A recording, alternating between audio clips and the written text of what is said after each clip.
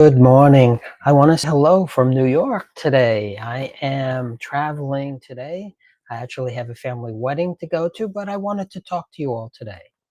Today, we're talking about stop chasing the vanity metrics and start winning. It's interesting that I go out and I talk to so many people and so many leaders, and it's interesting the types of things that we start measuring. It's not necessarily the things that are tracking the right way. So if you have a dashboard and you can't tell from it immediately if you're winning or losing, you're not alone. There are so many leaders, mid levels, and even high levels that are stuck measuring things and dashboards of really tickets, surface, bugs, but they're not really measuring the outcomes. What brings us business? What do our customers want to have? So I want to talk to you today about that. In fact, I've worked with so many teams that are obsessed with tracking actions, how many tickets they serviced, how many bugs that we fixed, how many sprints we completed, but really this is not guaranteeing anything. Tracking actions is like, I don't know, it's like how many steps have you taken every day? We track them, but without understanding what those steps are getting closer to, you don't really know that you're getting closer to your goal. Actions are fine, but they don't really tell us what we're delivering. So, a step from actions is what we would say is outputs. What does your team produce? Like a number of features that are delivered, how many reports are put out there, how many user stories are completed. But there's a catch. Those features may actually be helping customers, making them happy, or not. And if you don't know if they are or not, what's the point? Now, it's funny. I've done work with organizations that do product development, they deliver a lot of things, and they put it out there, but it didn't really make much money. So often, this is about what I call decision by HIPPO.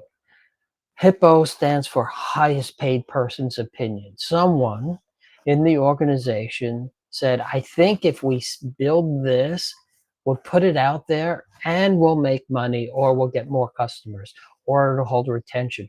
But we didn't do anything to understand if that's true or not. No experiments, no research.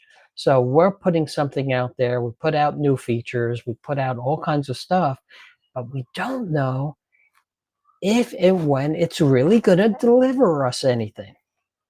So, what's the point? Outputs show what you have produced, but they don't tell you the impact that you intended. It's progress over actions, but it's really not the end game. A step up of measuring from out is measuring outcomes. Let me share this. I've worked with teams that completed tickets they were still missing deadlines, their customers were frustrated, but when we switched to outcomes, where we actually measured customer satisfaction and a feature adoption, we started to see progress. Right? If you're marketing, you may understand this really well. What's A/B testing, right? We do A with a bunch of people, we do B with a bunch of people, and we see which ones complete or convert into money or into revenues more, right? And then we do that one. Outcomes measure real results of your teams. These are things your customer or your business cares about. whether product is being adopted or if you're doing something internally, whether your tools are being used. I was talking to a leader yesterday that a team that they do is internal software development, and they help the product development teams deliver better. They have test automation, they have um, automation to go out and deploy faster. They'll do it a little bit in one area, see how that works. And if it's doing well, then they start deploying to everybody. But they couldn't understand, they did not measure if all that stuff made their lives any better, if they deployed any faster, if the customers were more satisfied, retention was better, if there was less churn. None of that was measured. So we did a lot of investment without understanding if we got anywhere.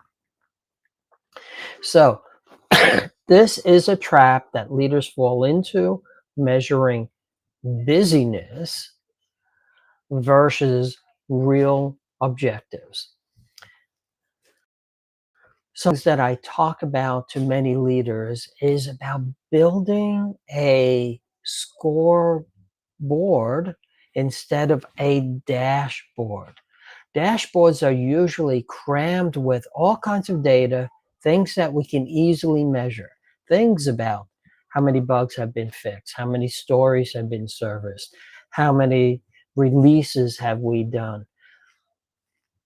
But they're not really telling us anything, as we've been talking about. These are often done because they're easily measured and easily put on a dashboard, and it looks good. It shows that something is happening, something that's going on, but it doesn't really help us understand, right? So these are good things. We need to understand them. But if you look at a scoreboard in any sport, what's there? Of course, there's the score. We know if we're winning or if we're losing. If it's baseball, how many innings are left, how much is left in the games, and things like that. So a scoreboard is the minimal amount of things to show us if we're winning or losing. I'm not saying the other measures aren't good and they aren't important, because they are, but they're not necessarily needed on the scoreboard. They're things that happen underneath. For example, in any sport, there's all kinds of measures of each player and their statistics and how well they're doing. That's great because we can put together and understand the team as a whole, but it doesn't tell us whether we're winning or losing the season. So let's put together things that are real outcomes.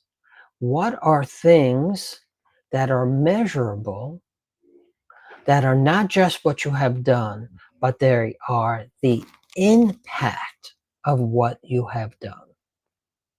If you're doing software development, we talked about bugs, bug fixes, features launched, but what we really want to know is how many deals were closed, how much revenue was brought in. Did it reduce customer churn? Is it increasing customer retention? Is it increasing customer satisfaction? These are the outcomes that will grow your business. These are the things that you want to start looking at. So, anything else you want to look at there? Let's talk about it. So, a scoreboard, instead of stuffing a dashboard full of stuff, 3 to 5 key performance indicators are what you want that directly tie to your strategic outcome. Make sure every KPI is linked to something specific. And if you have other measures like bug fixes, like features, they should be tied directly to moving a KPI. So I wanted to keep it short and sweet today. since work, give you an idea of what's going on.